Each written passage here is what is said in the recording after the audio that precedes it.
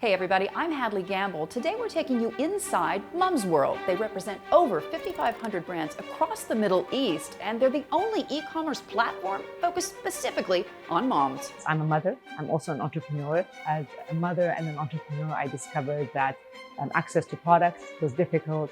Prices were very high. Content around these products was limited. So we set out to solve the problems. With over 250,000 products, Mumzworld today has the biggest portfolio in the region, with access to 2.5 million mothers. Making the company more than just an e-commerce site, their platform gives moms the option to tap into a knowledge base of mothers at every stage of the process. Essentially, the gateway into the Middle Eastern household today. This is a very discerning consumer. We know everything about this customer, from how many children, her demographics, her psychographics, why she buys what she buys, when she buys what she won't buy. And remember, a mother goes through various milestones from the time she's pregnant, 3 months prenatal, all the way to the preteens, and her psychographics evolve along that journey. And we have the richness of data that allows us to understand that customer along these 13 years of her journey. But getting the company started was an uphill battle, says Mona, in a region that in the early days was unforgiving.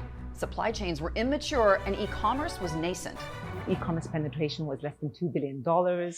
There was one e-commerce horizontal player in the market, and the supply chain did not exist. So for you to succeed in e-commerce, you need a supply chain that actually has enablers. So you need payment gateways that work. You need talent that's actually available. You need e-commerce, logistics, supply chain. None of that existed when we started. So essentially, we had to create our entire supply chain from scratch. And we had less than $500,000 in our pocket. So to grow e-commerce, you need tremendous capital. We did not have that tremendous capital and the deep pockets on day one. And we had an ecosystem that was unforgiving.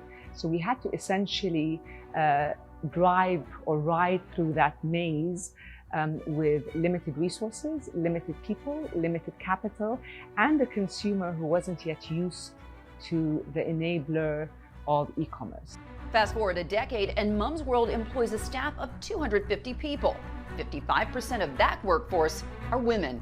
I set out with the mindset of solving unmet consumer needs. I was an entrepreneur on one side that recognized that e-commerce was the biggest trend of the decade. It was a $1.6 trillion industry globally. It was growing at 29% CAGR, and this part of the world was very behind global trends. So as an entrepreneur, I saw that.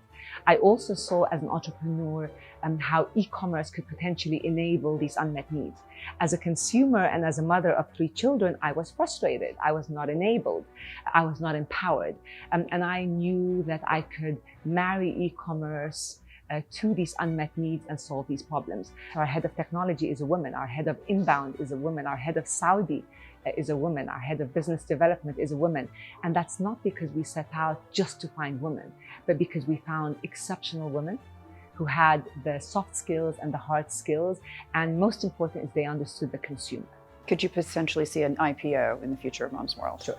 What's the message to women who look at you and say, that's where I want to be?